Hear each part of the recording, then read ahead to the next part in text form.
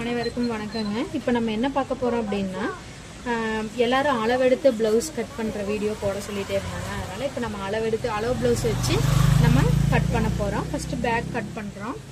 பேக்குக்கு வந்து first 1.5 inch மடிச்சடிக்கிறதுக்கு நம்ம விட்டுடுறோம். மார்க் பண்ண பிறகு அடுத்து ப்ளவுஸில் பார்த்தீங்கன்னா ஃபுல் லென்த் இந்த ஷோல்டர்லேருந்து கீழே இடுப்பு வரைக்கும் அவங்களோட லென்த் எவ்வளோ இருக்குன்னு பார்க்குறோம். 13.5 இருக்குது.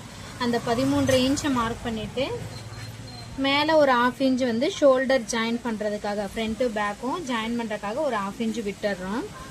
அடுத்து நம்ம என்ன பண்ணுறோம்னா நெக்கு போட போகிறோம். நெக்கில் பார்த்தீங்கன்னா இந்த எட்ஜ் இருக்கு இல்லையா, இந்த எட்ஜுக்கிட்ட வச்சு ஸ்ட்ரெயிட்டாக இங்கே ஒரு கோடு போடுறோம். அதே மாதிரி இந்த எட்ஜுக்கிட்ட வச்சு நம்ம இங்கே ஒரு கோடு போட்டு போகிறோம். இப்போ இதனுடைய நெக்கினோட அகலம் நம்மளுக்கு கிடச்சிருங்களா, அதை வந்து இப்போ நம்ம அளந்து பார்க்க போகிறோம். இதில் 3.5 இருக்குது. அதனால் நம்ம இங்கே வந்து 3.25 இன்ச்சு வைக்கணும். ஒரு 1/4 இன்ச்சு கழுத்து பகுதி வந்து நம்ம குறைக்கணும். ஏன்னா நம்ம கிராஸ் பீஸ் வச்சு அடிப்போம் இல்லையா, அதில் வந்து நம்மளுக்கு அந்த 1/4 இன்ச்சு கிடச்சிரும். அதனால் 1/4 இன்ச்சு உயரத்துலையும் அகலத்துலையும் நம்ம கம்மி பண்ணிடுறோம். இப்போ அகலம் மார்க் பண்ணிட்டோம். அடுத்து உயரம் பார்த்திங்கன்னா 8.25 இன்ச்சு இருக்குது. நம்ம ஒரு 1/4 இன்ச்சு குறைச்சி 8.5 இன்ச்சு குறிச்சிக்கிறோம். அதே மாதிரி கீழேயும் 3.25 இன்ச்சு வச்சு நம்ம ஒரு பாக்ஸ் போட்டுடுறோம்.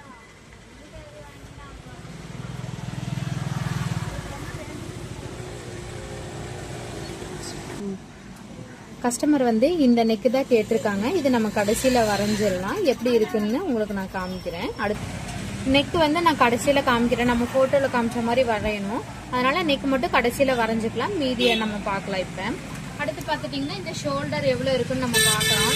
இந்த ஷோல்டர் பாருங்கள், கரெக்டாக இந்த எட்ஜிலேருந்து இந்த எட்ஜு பார்க்கும்போது 2.5 இன்ச்சுக்கு ஒரே ஒரு கோடு தான் கம்மியாக இருக்குது பாருங்கள். அப்போ நம்ம என்ன பண்ண போகிறோம்னா, நான் 2.5 இன்ச்சுன்னு வைக்கிறேன். நம்ம கழுத்து ஜாயின் பண்ணுறக்காக ஒரு 1/4 இன்ச்சும், ஸ்லீவ் ஜாயின் பண்ணுறக்காக ஒரு 1/2 இன்ச்சும், 3/4 இன்ச்சு அதிகப்படுத்தி 3.25 இன்ச்சு நம்ம வைக்க போகிறோம். இங்கே ஒரு கோடு போட்டுடுறோம் 3.25 இன்ச்சு. அப்புறம் பார்த்தீங்கன்னா இந்த 1/2 இன்ச்சை வந்து நம்ம இங்கே அப்படியே விட்டுறோம். நம்ம பார்க்கணும் கரெக்டாக இந்த எட்ஜில் வச்சுட்டேன். இதை நம்ம பார்க்கணும் கரெக்டாக இங்கே எவ்வளோ இருக்குன்னு பாருங்கள். 5.25 இருக்குது. இந்த 5.25 நான் அப்படியே வைக்கிறேன்.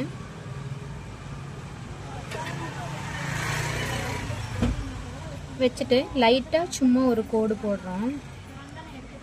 அடுத்து பார்த்துட்டிங்கன்னா இந்த அளவு நம்மளுக்கு கரெக்டாக இருக்கான்னு பார்க்குறோம்.